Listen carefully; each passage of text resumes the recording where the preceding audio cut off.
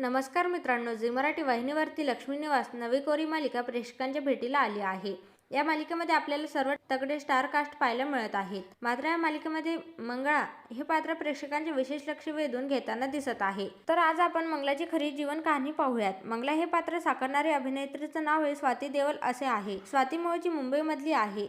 ती 2025 नुसार 35 वर्षाची आहे। स्वातीने आपले कॉलेजचे शिक्षण मुंबईमधूनच पूर्ण केले आहे। तिला लहानपणापासूनच अभिनय क्षेत्राची खूप आवड होती। तिने कॉलेजमध्ये असताना अनेक नाटकांमध्ये व कॉलेजमधील गॅदरिंग शो मध्ये विशेष भूमिका साकारल्या आहेत। त्यानंतर तिने आपले करिअर हे अभिनय क्षेत्रामध्ये करण्याचे ठरवले।